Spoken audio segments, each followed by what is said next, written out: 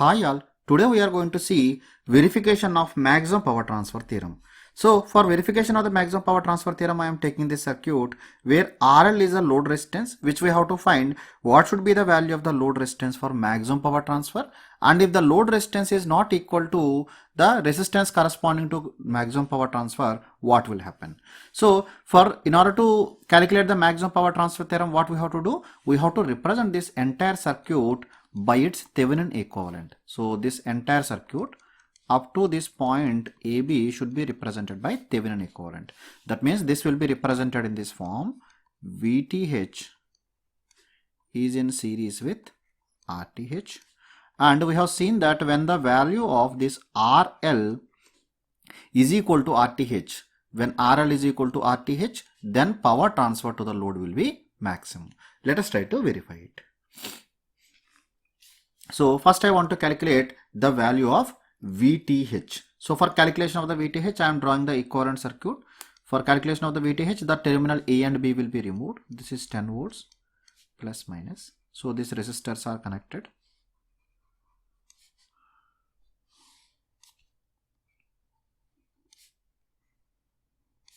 So this is 10 ohms. This is 10 ohms, 5 ohms, 10 ohms. And 5 ohms. These are my terminals A and B. So across these two terminals, I want to calculate VOC. This is nothing but equal to VTH. So for finding this, because one reference point is also defined, so I am defining the nodes as the nodes A and B are defined here. I am defining this as a node C. I am defining this as a node D. I am going to apply the nodal analysis for finding this one. So let us try to apply the nodal analysis at each node. So first I am applying at node D, if you are applying the nodal analysis. So this will be equal to 10 minus VD divided by 10. 10 minus VD divided by 10. This indicates the current that is entering. So remaining two currents, let us assume they are leaving. So this current leaving will be VD divided by 10, because that current passes through this 10 ohms, plus VD minus VC divided by 5. That current passes through the 5 ohms resistance. So this, when you simplify, you will get it as 4 times of VD minus 2 times of VC is equal to 10. Let us take it as equation number 1. Similarly, applying this at node C, I am just applying the nodal analysis at node C. So now the current entering will be VD minus VC divided by 5. So now this current, whatever is entering, because this is open circuit, all the current will pass like this only. So this will be equal to VC divided by 10. And we know the current passing through this current passing through this one will be equal to 0, because the reason is it is open circuit. So now this can be simplified. If you simplify this, you will get it as 2 times of VD minus 3 times of VC is equal to 0. Let us take it as equation number 2. So now, solving equation number 1 and equation number 2. So when you are solving, the value of voltage at node C, VC will come as 2.5 volts. So VC will come as 2.5 volts. So whatever voltage is coming at C, if you are applying the KVL in this loop, KVL in the loop, I am starting from here. So from here to here, because when you, whatever is the voltage drop across 10 ohms, that is nothing but equal to VC, and the voltage drop across 5 ohms is 0. And minus VTH is equal to 0, or otherwise whatever is the voltage at C, same voltage will be at node A, because the voltage drop across this 5 ohms is 0. So we can tell this as VTH. So we got the value of VTH. So let us now try to calculate the value of RTH. So to calculate the value of RTH, what you have to do, we have to replace the voltage by the internal impedance. So internal resistance is 0. So remaining I am representing as it is. So this is 5 ohms. This is 5 ohms. So this is 10 ohms. So here also this is 10 ohms. So these are my nodes A and B.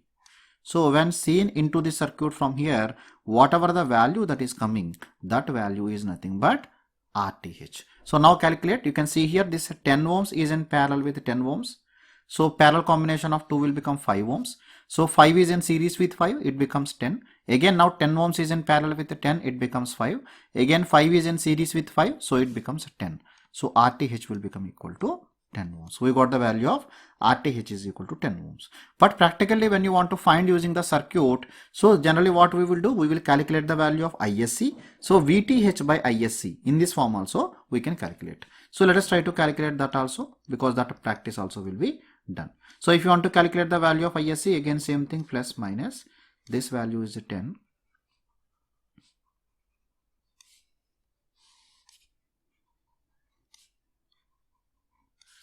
So this is 10 ohms, this is 10 ohms, 5 ohms, 10 ohms, 5 ohms. This is my node A and this is my node B. This I am taking as my reference. So ISC is, when you short circuit these two terminals, how much current is passing. This current is called as ISC. So this is node C and this is node D. So again same thing, I want to calculate using the nodal analysis. So using the nodal analysis I can apply at node D. At node D if you are applying, it will be 10 minus VD divided by 10 is equal to VD divided by 10 plus VD minus VC divided by 5. Or this I can simplify as 4 times of VD minus 2 times of VC is equal to 10. This is what we got. So now coming to applying the nodal analysis at node C. When you are applying nodal analysis at node C, it is VD minus VC divided by 5 is equal to, one current is leaving through this 10 ohms. So this will be VC divided by 10. Another current is passing through this 5 ohms. That is nothing but equal to ISC. This is VC divided by 5. Or from this, I can simplify this one. This will be 5 times of VC minus 2 times of VD is equal to 0. This we will get. So now again same thing. I am solving equation number 1 and equation number 2.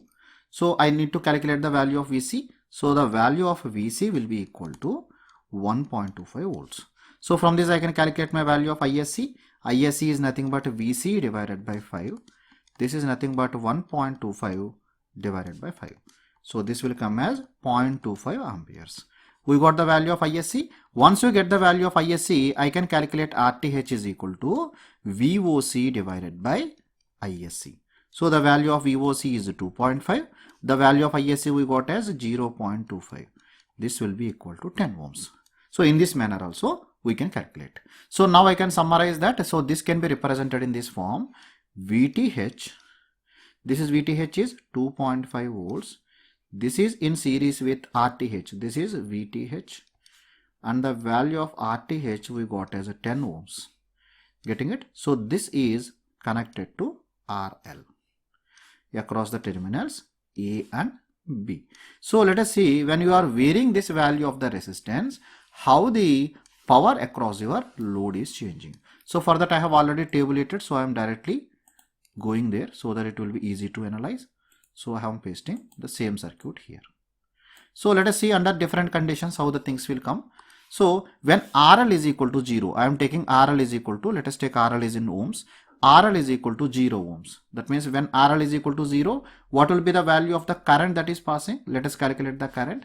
So we can tell that current I will be equal to VTH divided by RTH plus RL. So using this formula, I will calculate the value of current. So you want to calculate the power drop or power that is supplied to the load will be equal to I square multiplied by RL.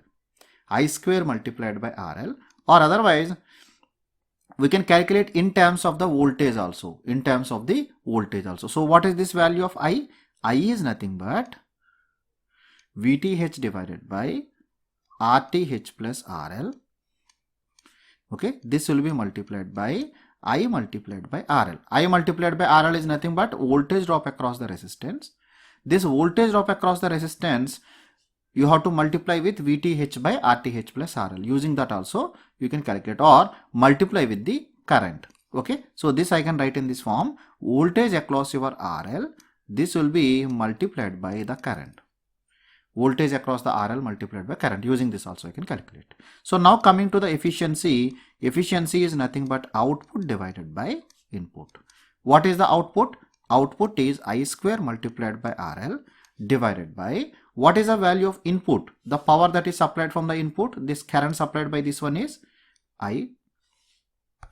The current supplied by this one is I. So when the current supplied by this one is I, the power that is supplied will be voltage multiplied by current. I can write in this form. So this is nothing but equal to VTH multiplied by I into V2H. This will be multiplied with 100 to get in percentage. So here I and I will cancel. This will become I into RL divided by VTH into 100. Or simply this I can write as voltage across, because I multiplied by RL is nothing but voltage drop across the resistance. So this will be VRL divided by VTH into 100. So whenever you are calculating the circuit practically, so efficiency can be calculated by measuring the voltage across the load divided by the total voltage that is equal to VTH. VTH value is fixed, that is 2.5 volts multiplied by 100. So using that also you can calculate. So this will directly give the value in percentage. So now I have taken the different cases. Let us take for example, if I am taking 2 ohms, the current will be equal to V is 2.5 divided by RTH is 10 plus RL is equal to 2. That means it is 12.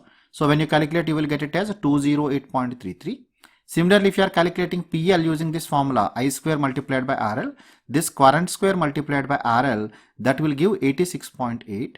And efficiency using this formula. So if you using this formula, that means I into RL divided by VTH into 100. If you calculate, you will get this as 16.67%. Similarly, as you are going on changing the value, you can see 2, 4, 6, 8, 10, 12, like I have taken different cases. As you are moving downwards, you can see the PL is going on increasing. 0, 86.8, 127.55, 146.48, 154.32. And when RL is equal to RTH, you can see this has reached 156.25.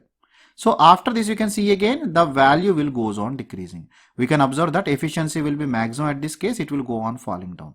Similarly, this is the power across your load, right? So now coming to the efficiency, you will observe that as the load resistance is increasing, the efficiency will goes on increasing. And when RL is equal to RTH, the efficiency is equal to 50%. So in order to understand this properly, I have plotted the same thing curve also. You can observe here the plot of when the RL is varied, how the power is varied. So you can see here the power is maximum when RL is equal to RTH is equal to 10 ohms. If you are taking the efficiency will goes on increasing as the value of RL is increasing. And when RL is equal to 10, you can see under this condition, the efficiency is 50%. So same thing we are going to prove it practically now. So let us first try to solve it using Tinkercad. So after that we will go for Circuit Safari. So for this I am going back to Tinkercad. So for that I am going to the tinkercad.com. After that you have to go to the circuits. After going to the circuit, you have to click on Create New Circuit. Once you click on the Create New Circuit, so the tinkercad.com will load. So once it is loaded, you have to select all. Then you need a breadboard for implementing this. So I am selecting the breadboard. So once you select the breadboard, so that breadboard I can keep here, drag and drop here. So let us assume I am placing the breadboard here. So along with the breadboard, now the next thing that is required is the voltage source. So I am just typing. Here I have to type the voltage. So voltage when you type, so here you can see there is a power supply. So this power supply I am keeping. This power supply that is required is 10 volts. So 10 volts power supply I have connected. Then one multimeter is required. I am using the multimeter. So this multimeter can be used either as a voltmeter, ammeter or a resistance meter for measuring the resistance. We will see them one by one. So then we need to place the resistors. So for placing the resistor I am deleting all. Resistor will be available in the outside only. First you have to rotate it. So I am using this button for rotating. So the value of the first resistance is 10 ohms. So I have selected 10 ohms. So this is a 10 ohms resistance is placed somewhere here. So after the 10 ohms, one more resistor is required. So the value of this resistance required is again 10 ohms. So this value is 10 ohms. So after that one more resistor is required. The value of that resistance is 5 ohms. So first I am rotating it. So then I am selecting this one as 5 ohms. So then I have placed here. So after placing the 5 ohms resistor, 1 ohm 10 ohm resistor is required. So that 10 ohms resistance I have connected here. The value of this resistance is in ohms and it will be 10 ohms. So after that again one more resistance is required. So this resistance I am placing here. So the value of this resistance is again in ohms. This will be 5 ohms. Okay, so after that these two resistors should be connected together. Again these two I am connecting to some point so that we can measure it easily. So now this negative terminal of this voltage source will be connected to this point, and coming to the positive terminal will be connected to this resistance. Okay, so now I am adjusting this voltage source somewhere here. Okay, positive and negative are now connected. Done. So now coming to measuring the value of VTH. So for that the positive terminal is connected here, negative terminal is connected here. Okay, once these are connected, so I can run the simulation. So when you run the simulation, you can see you are getting the value of voltage across your load terminals A and B is 2.5 volts. So same thing we got theoretically. So we also got a value as 2.5 volts. So now I want to calculate the short circuit current. For calculating the short circuit current, what I will do, I will convert this to the ammeter mode. Ammeter mode means it will short circuit. So I can calculate the short circuit current, that is 250 milliamperes.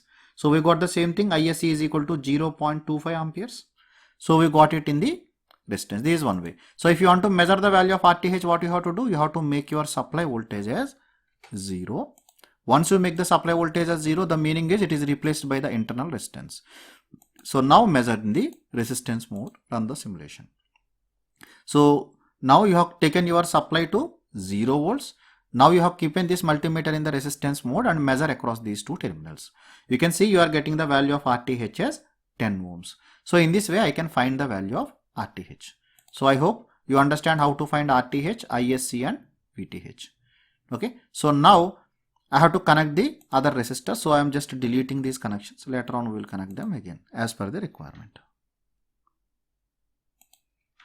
Okay. And this voltage source value I am changing it to 10 volts. Okay, now I have to connect a load resistance. So that load resistance now I have connected across these terminals. Okay, now this load resistance we will take different value. So first I am taking it as 0 ohms. So for each case we want to measure the value of the voltage drop, or we can measure the value of the current that is passing, because anything is one and the same, current passing through it. Because current we have tabulated, we will verify whether the same value of the current is passing in this case or not. So first I am taking the 0. So for this red color is connected here. So now I have to connect this resistance through this ammeter, right? So for that what I am doing, I am just moving this little bit. Okay, so then I am changing this connection also. This connection now I have connected. Done. So now the negative terminal is connected to this resistance. Okay, so now I am running the simulation. So you can see here, when the value of RL is equal to 0, the current that is passing is 250 milliamperes. Similarly, I want to measure the voltage also. So for that what I am doing, I am keeping one more multimeter.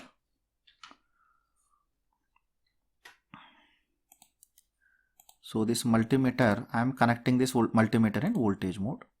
So again same thing, to measure the value of the voltage, the positive terminal is connected here and the negative terminal is connected to the second side. Okay, so now we can get the voltage as well as current. Voltage is equal to 0. So now what I am doing, I am changing this resistance value to 2 ohms. Let us see what will happen. When it is connected to 2 ohms, it is measuring as 208 milliamperes and the voltage is 417 millivolts. So from this I can calculate the efficiency, that is 417 milli divided by 2.5 volts into 100. That will give you a percentage. So similarly, I can change the value to other values. So I am changing this resistance value to 4 ohms. You can check the value. Similarly, when this value is changed to 6 ohms, you can measure what is happening. Similarly, change it to 8 ohms. So similarly, change it to 10 ohms. So when you are changing to 10 ohms, it is coming as 1.25 volts. So similarly, now I am increasing to 12. So 12 ohms.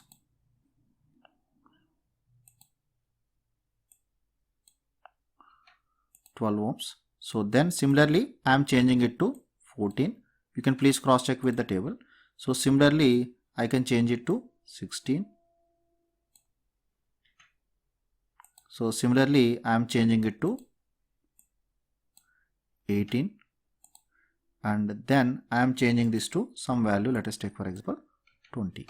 So by varying the value of the RL, how the parameters are changing, we can measure easily. By measuring this voltage, we can calculate the efficiency. For measuring the current, we can easily calculate the value of the load that is transferred to your load. That is, power that is transferred to the load will be equal to the current multiplied by the voltage. Product of these two will give the power that is transmitted. This voltage divided by Thevenin equivalent voltage into 100 gives your efficiency. I hope that how to verify the maximum power transfer theorem using Tinkercad is clear to you. Let us now see how to calculate this, verify this maximum power transfer theorem using the circuit safari in your mobile. So once you go to the mobile, so first I need a voltage source. So for that I have connected a voltage source. This voltage source I have double clicked. So here I can change the value. So my value is 10. So I have taken it as a 10. Okay. Once the 10 volts are kept, then the resistors are required. I am placing different resistors. The value of the resistance that is required is 10. So 10 ohms is fixed. So then one more resistance is required. That series resistance is 5 ohms. So I am changing this to 5 ohms. Okay, once it is changed to 5 ohm, one more resistance is required. That resistance is placed. The value of this resistance is also equal to 5 ohms. So I have changed this value also to 5 ohms. This is done. So now some resistors are required in shunt.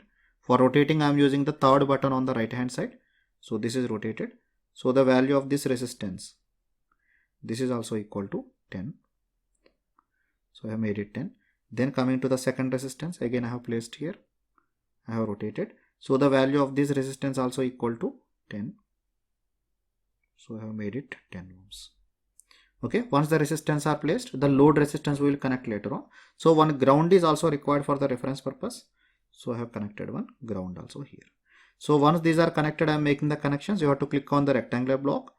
Click on the rectangular block of the second block.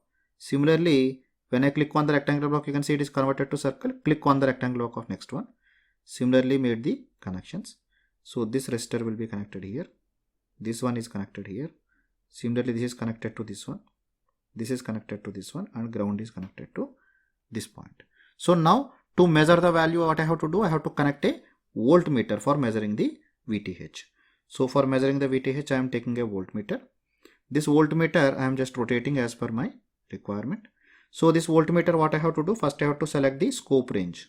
So scope range I am taking equal to my battery value, because maximum value that can reach is equal to 10, right? So this I can reach as 10. Okay, after this instantaneous value will change to DC average value. Getting it? So once this is done, I am making the connection of this voltmeter across these two terminals. So once the voltmeter is made, just run it. So you can see the value is going on changing. So once it is stabilized, whatever value it shows, that indicates the value of VC or VTH. So you can see it is going on changing. And now you can see the value has stopped changing. I am pressing the pause button and the rewind button. So now it is stopped. You can see here it is showing 2.5 volts average value. So that means the voltage is 2.5 volts. So now I want to measure the value of ISC. For measuring the value of ISC, what I have to do? I have to connect one ammeter. That ammeter also I am rotating as per my requirement. Okay, so now this ammeter also I have to select the current range. So what can be the value of the current that can go? So let us take the value a little more. So I am selecting some value 4. Then instantaneous value I am taking as DC average value. So now I make the connections. Okay, then again run it. So now you can see the current value is changing. So once it is stabilized, we will measure the value of ISC. So once ISC comes, VTH by ISC, that gives the value of RTH. That in that way we can measure the value of RTH using this software. Okay, 250 milliamperes came. You can see it stopped changing. So we got the value of ISC. So VTH by ISC gives the value of RTH. So RTH will be equal to 10 because we got the value of VTH is 2.5. Now the value of ISC came as 250 milli. So if you divide it, RTH came as 10 ohms. So let us now see under different value of the load resistance, how the current passing through and voltage across is changing. So for that, what I am doing, I am just deleting whichever things are not required for me. Okay, this one I am just rotating.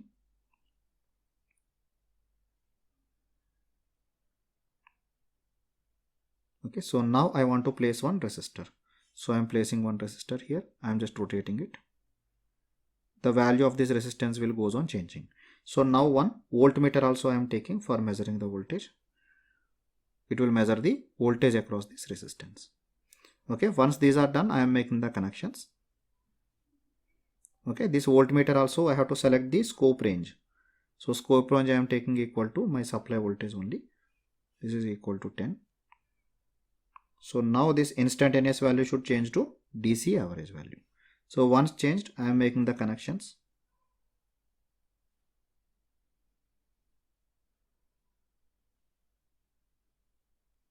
Okay, now you can see all the commutator, voltmeter, everything is connected.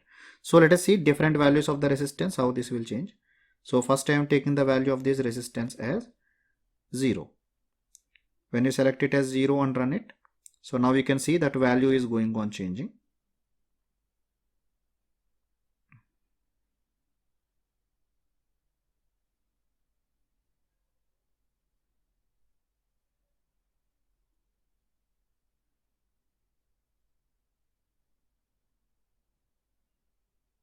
To 250 milliamperes came. So similarly, if you want to change the other values, again same thing. So here I am not checking for every value of resistance. It will take so much time for changing. So I am checking mainly for some main values. So I am checking for 6 ohms for example. So you can verify for the 6 ohms whether same thing is coming or not. So you can please cross check with the table that is plotted. So what is the value that is coming there?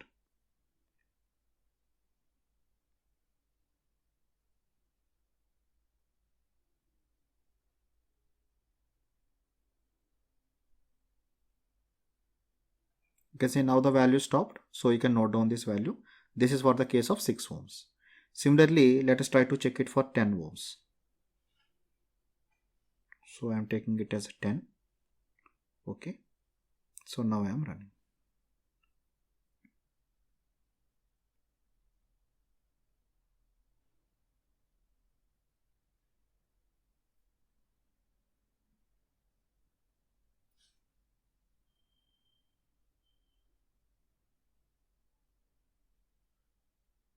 So you can see it stopped changing. So we got the same value as the theoretical value, 125 milliamperes and 1.25 volts voltage drop across the resistance.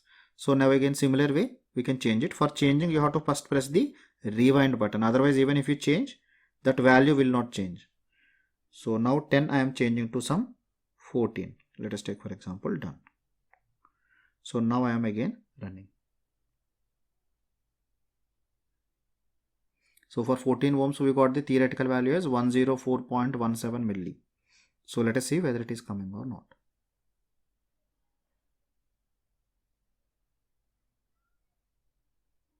So 104.1 milliamperes came here, 1, 2. So 104.17, it is rounded off to 104.2 here. Okay, you got that value also. So similarly, I am changing it to some 18 ohms directly.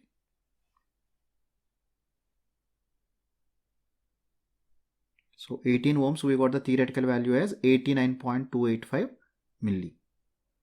So let us see what will come practically.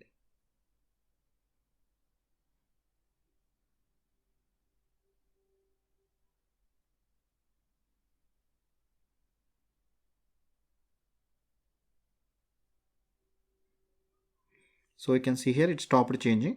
So here also that value came as 89.29. So we got theoretically as 89.285. It is nothing but 89.29 only.